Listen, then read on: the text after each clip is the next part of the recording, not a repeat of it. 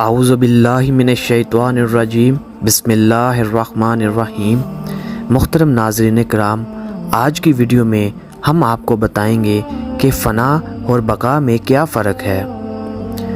شیخ الاسلام والمسلمین زہد الانبیاء حضرت بابا فرید الدین مسعود گنج شکر رحمۃ اللہ تعالیٰ علیہ کے بھانجے حضرت مختوم علاء الدین علی احمد صابر کلیری رحمۃ اللہ تعالیٰ علیہ، جن سے سلسلہ صابریہ شروع ہوا، آپ بہت بڑے بزرگ تھے۔ آپ حضرت بابا فرید گنج شکر کے حکم سے کلیر شریف گئے تھے۔ حضرت صابر پاک کے ایک مرید و خلیفہ حضرت شمس الدین ترک پانی پتی رحمۃ اللہ تعالیٰ علیہ تھے۔ جب حضرت بابا فرید گنج شکر کا وصال ہوا تو حضرت صابر پاک نے فرمایا کہ میرے پیر کو فنا اور بقا دونوں حاصل ہیں۔ تو حضرت شمس الدین نے دریافت کیا کہ یا حضرت، یہ فنا اور بقا کیا ہے؟ تو حضرت صابر پاک نے فرمایا کہ وقت آنے پر میں تمہیں بتا دوں گا۔ حضرت شمس الدین ترک پانی پتی رحمۃ اللہ تعالیٰ علیہ نے 19 سال اپنے پیر حضرت صابر پاک کی خدمت کی۔ ایک دن حضرت صابر پاک نے حضرت شمس الدین ترک پانی پتی کو حرکہ خلافت عطا فرمائی اور سلسلہ چشتیہ کے اسم اعظم کی تعلیم دی اور فرمایا کہ اب تمہاری تعلیم مکمل ہو گئی ہے، اب جاؤ اور شاخی فوج میں شامل ہو جاؤ، مگر یاد رکھنا جس دن آپ سے کوئی کرامت ہو گئی اس دن میری زندگی کا آخری دن ہوگا۔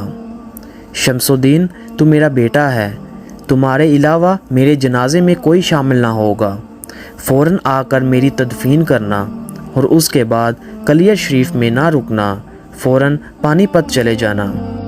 یہ سن کر حضرت شمس الدین نے فرمایا کہ یا حضرت، آپ کے جنازے کو غسل اور کفن کون دے گا، جب کہ میرے علاوہ آپ کے جنازے میں کوئی شامل نہ ہوگا؟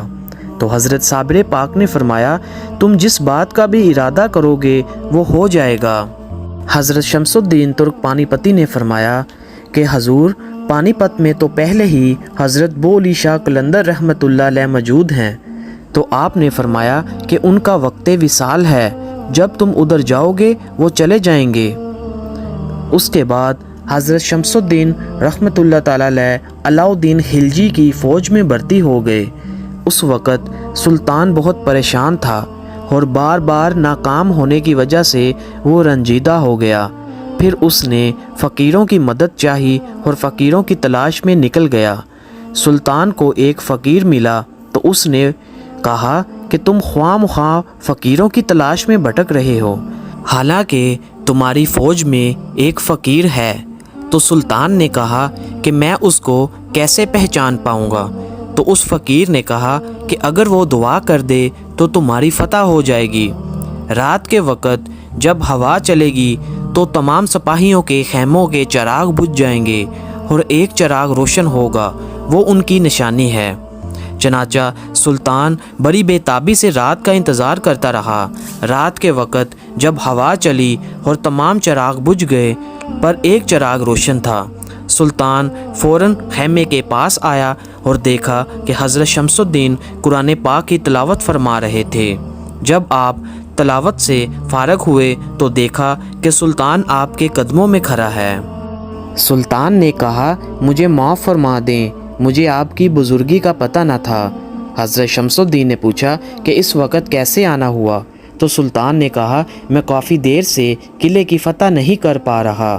تو حضرت شمس الدین نے کہا کہ میں تو ایک نوکر ہوں، میں اس قابل نہیں۔ تو سلطان نے کہا کہ اس قلعے کی فتح کی دعا آپ کو ہی کرنی پڑے گی۔ تو حضرت شمس الدین کچھ دیر خاموش رہے، پھر فرمایا کہ میری کچھ شرطیں ہیں۔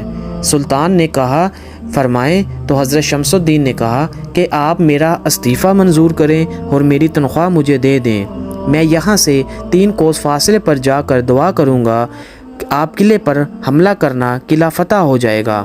سلطان نے استعفیٰ منظور کیا اور تنخواہ دے کر عزت سے آپ کو رخصت کیا۔ حضرت شمس الدین نے دعا فرمائی اور قلعہ فتح ہو گیا۔ اسی وقت حضرت شمس الدین کو فوراً یاد آیا کہ حضرت صابر پاک کا وصال ہو گیا ہے۔ آپ اسی وقت کلیر شریف کی طرف روانہ ہو گئے۔ آپ نے دیکھا کہ حضرت صابر پاک کے قدموں کی طرف ایک شیر پہرا دے رہا تھا۔ آپ کو دیکھ کر وہ شیر غائب ہو گیا۔ حضرت شمس الدین نے حضرت صابر پاک کو غسل دینے کی نیت کی تو وہ عمل خود بخود ہو گیا۔ اس کے بعد نماز جنازہ کے لیے دیکھتے ہیں کہ وہ اکیلے تھے، جنازے میں کوئی شامل نہ تھا۔ تو اچانک ایک نقاب پوش بزرگ گھوڑے پر سوار نماز جنازہ پڑھانے کے لیے آئے۔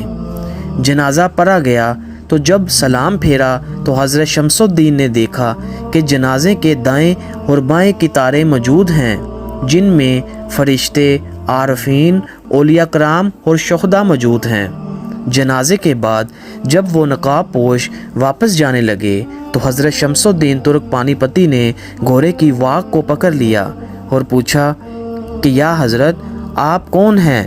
اگر مجھ سے کوئی پوچھے گا کہ تیرے پیر کی نماز جنازہ کس نے پڑھائی تو میں کیا جواب دوں گا؟ تو نقاب پوش نے اپنے چہرے سے جب نقاب کو اٹھایا تو وہ حضرت صابر پاک خود تھے۔ حضرت صابر پاک نے جنازے کی طرف اشارہ کر کے فرمایا کہ اے شمس الدین وہ فنا ہے، اور پھر اپنی طرف اشارہ کر کے فرمایا کہ یہ بقا ہے۔ اس وقت حضرت شمس الدین اس راز سے واقف ہو گئے۔ ناظرین اکرام، یہ شان ہوتی ہے اولیاء کرام کی۔